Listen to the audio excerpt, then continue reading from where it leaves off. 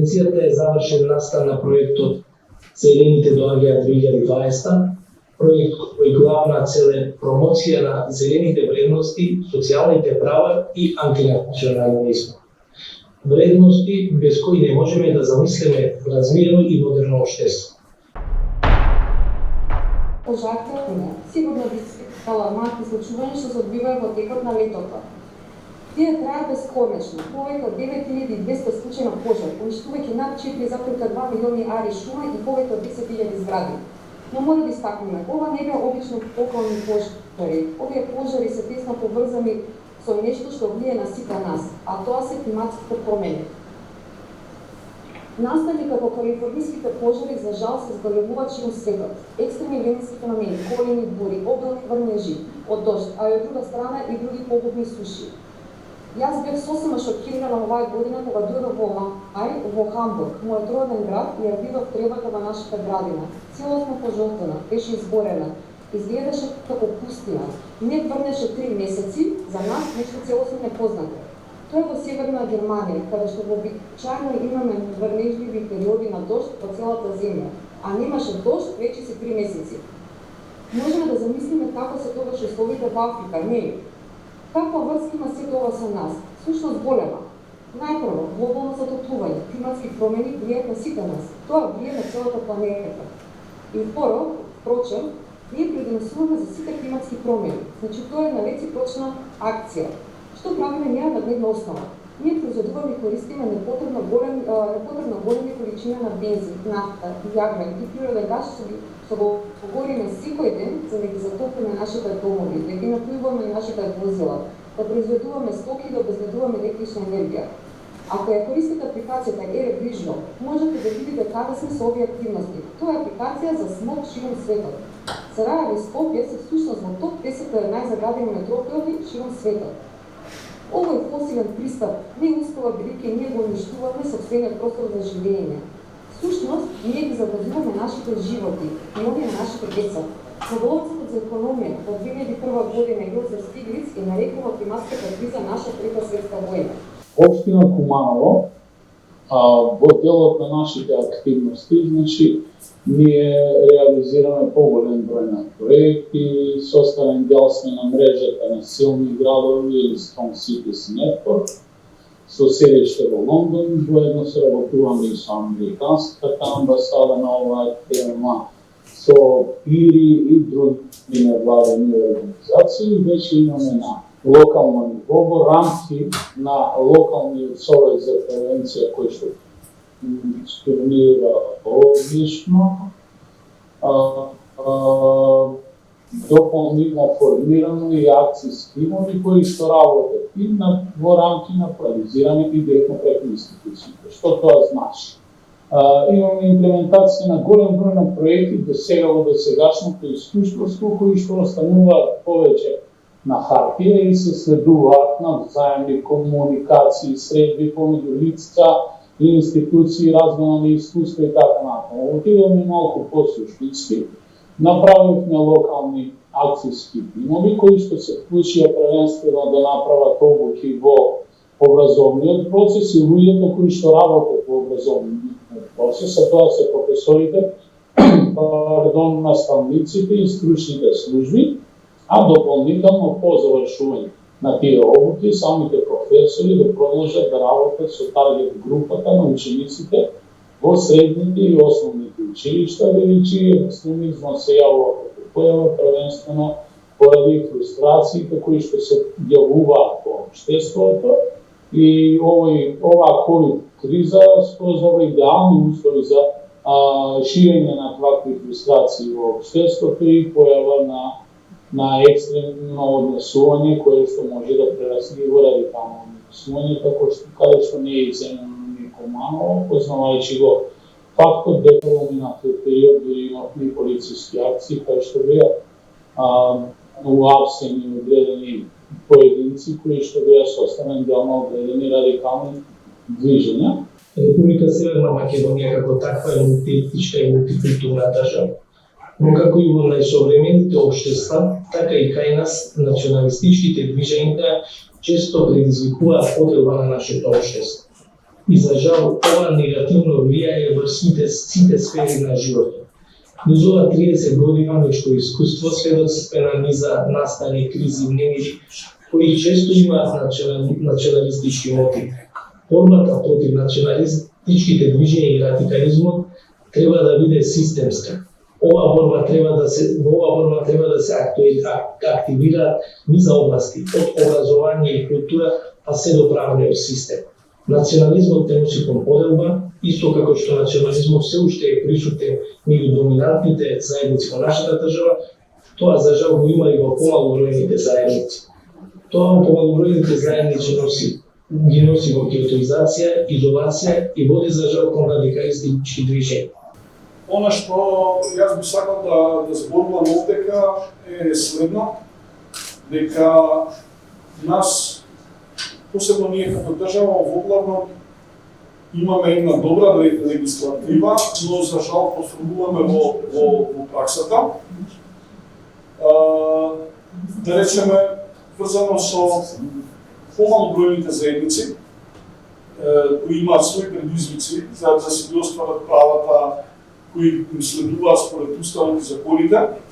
Значи, ако тргнеме од правичната застапеност, ќе видиме дека помалобројните заедници, согласно последниот попис од 2002 година, од прилика имаат направено некаде се на половина во остварувањето на својата правична застапеност во институциите, потоа имаат сериозни предизвици во образованието на мајчин јазик. Веќе подолго време има редовна настава на турски и српски јазик, поскоро има и на босански јазик, имам предмети на ромски јазик и на влашки јазик, но целата таа настава се одбива со потешкоти и од наставен кадар па до проблем со книги кои треба да ги добијат учениците. Медиумите кои продуцираат програма на јазиците на заедниците, посебно јавниот сектор, веќе со години има своји предизвици од тоа дека во нивните редакции прво фалат новинари, потоа фали технички кадар и на крај не фали мобилност, за да тоа не бидат редакции само сведени на скопски редакции, туку треба да бидат редакции кои можат да покријат потребите и да продуцираат програма врзана и важна за заедниците секаде во Македонија. Значи, нам ни треба обществена акција, освен институциите треба да се вклучат граѓанскиот сектор, самите граѓани треба да се вклучи образованието, треба да се вклучи економскиот сектор, сите треба да се вклучиме за да создадеме услови во кои што граѓаните нема да бидат ставени во позиција да го уништуваат своето општество, својата животна средина, релациите со луѓето и така натаму. Да кажам некои согледување во однос на аспект на институционалното действување, кое што е значително подобрено во последниве неколку години. Со право констатира националниот координатор Алјузовски дека за разлика од повеќе години наназад, овој пат институциите не се тие кои што произведуваат поделби, ниту дискурсното поделби, ниту акции на поделби. Значи, имаме за прв пат по подолго време една владеачка структура која што се обидува да изгради кохезија и да не се конфронтира и да не се одава критики помеѓу општеството. Од друга страна, таа институционална инфраструктура, која што постои, имаме агенција за грижа на правата на помалобројните заедници, има Министерство и политички систем за политички системи за односи меѓу заедниците. Првиот вице-премиер е задолжен со тоа портфолио. Потоа имаме во Министерството за култура, во други министерства и институции, не само посебни управи и други агенции, установи, кои што на директен или индиректен начин работат на ова борба. Тоа што можам да го забележам, веројатно ќе се согласат со мене и Илхан Рахмани, Челио Коджича и координаторот Алјузовски, дека често пати за оваа институционална инфраструктура, која што е веќе поставена, недостасуваат средства. зборуваме не за средства кои што ете доаѓаат на некој друг начин, преку донатори, преку соработка со меѓународни институции и така натаму. Често пати токму за акциите кои што можат да направат сериозна промена, практичните акции кои што би можеле да ги спроведува овие агенции, установи и други институции кои што стојат, за жал недостатува буџетски редовни линии кои што ги поттикнат тие активности.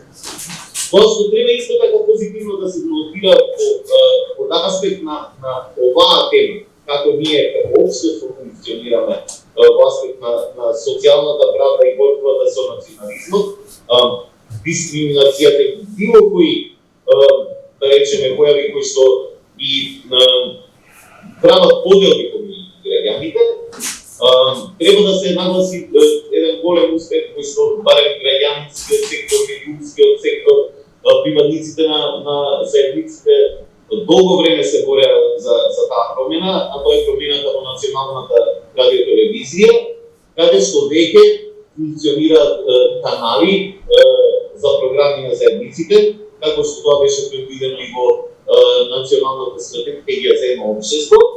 Се разбира дека повторно ќе дојдеме до мојата претходна поента, дека сега за тие ТВ канали и радио канали треба да има буџетски средства кои што ќе, како да речам, ќе овозможат создавање на квалитетна програма.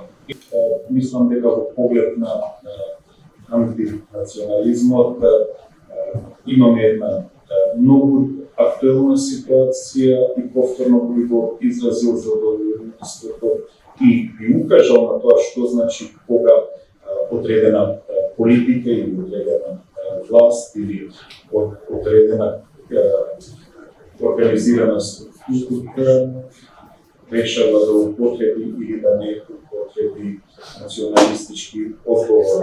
Имавме една ситуација на фрустрација, да речеме, по самитот на НАТО во Букурешт 2008 и тогаш власта реши да одговори со зголемување на националните сентименти. Видовме како тоа одведе, овој пат премиерот повикува на воздржаност, а и не на конфликти, кога повторно имаме одредени политички недоразумења со нашите соседи. Ситуацијата и во Македонија е затегната и во таа смисла ние ја дизајниравме стратегијата за развој на концептот едно општество и интеркултурализам, која што има за задача да го елиминира говорот на омраза, да ја намали поделеноста меѓу населението, меѓу заедниците во земјата и воопшто да донесе и поголема социјална кохезија, а секако многу од мерките се однесуваат и на потребата од елиминирање на дискриминацијата. Зелено не значи ништо повеќе, ништо потолку од одржливо, грижливо. Тоа значи јас се грижам. Грижа за нашите деца, грижа за следните генерации, грижа за планетата. Тоа што најпомнато е сите конкретни решенија за глобалниот предизвик што климатските промени го представуваат. Креативен јавен превоз, паметни решенија за паметни градови, поттикнување на чиста зелена енергија како замена за јаглен и нуклеарни централи. Крајната цел е јасна, намалување на јагарот. Здрава храна, здрави животни, економските цели се да се зголеми еколошката енергија, а со тоа креирање на нови зелени работни позиции, борба со загадувањето, тесно поврзано со климатските промени. Кој е крајниот ефект од сите овие пристапи? Покрај тоа што организираме контрамерки, што придонесува да се убlažат ефектите од климатските промени, можеме да креираме работни места. Зелени работни места во Германија се во голем подел. Само да ви дадам еден пример. Во 2019 година зелените работни места се зголемија за 9,6%. Сегмент кој што е еден од најмојните и најдинамични столбови од нашата економија. Константно динамична ситуација на пазарот на труд, што се поврзани со животната средина, изолацијски конструкцијски активности, зелено земјоделство, екотуризам и така натаму. Не можем да кажем дека сме сосема имуни како град и како општество, но работиме поприлично натрпан. Дали некаде ќе се појави одеден навредлив графит од типот смрт за каурите, смрт за шиптарите, парафразирани, значи без да навреда. Никој веднаш ангажирани екипи кои што одат и го отклонуваат тој графит и се случувало во континуитет неколку пати, значи да се повторуваат истите исторители, упорни сме во своите заложби, а паралелно со тоа се обидуваме со тие млади групи на луѓе, авторитети кои што на некој начин се и лидери на одредени тимови, да ги вклучиме во одредени проекти финансирани од страна на општината за општо добро на сите со мултиетнички тимови, како што беше случајот по последните протести на средношколците во Куманово, каде што на последниот разговор се договоривме наместо да протестираат, да бидат од корист на градот и општината, бидејќи образованието мора да се посетува онлайн наставата како што се препораките, и дадохме одредени средства и цртавме тродимензионални пешачки премини и самите учесници и организатори на тој настан ги завршија тие активности со скромна подршка на општината. Во делот на стратешките документи по однос на борба против екстремизмот, суштински она што државата го прави, а тоа е всушност националната платформа и стратегија за борба против насилниот екстремизам и дополнително насочување на ќелии, какви ќелии во рамки на локалните заедници или општините, преку советите за превенција и дополнително, ако е потребно, формирање на наменски комисии за таква борба, бидејќи доколку сакате да се занимавате со ова проблематика подолгорочно, првенствено треба да изградите локални капацитети со обучени луѓе, да ја вршат професионално таа работа и секако да ги поттикнете и останатите лидери во заедницата, а тоа се представниците на политичките субјекти, кои што многу често и вечно ги користат фактите структури, и дополнително лидерите на верските заедници, кои што многу пати остануваат по страна и не сакаат да учествуваат отворено и до крај на овие отворени прашања.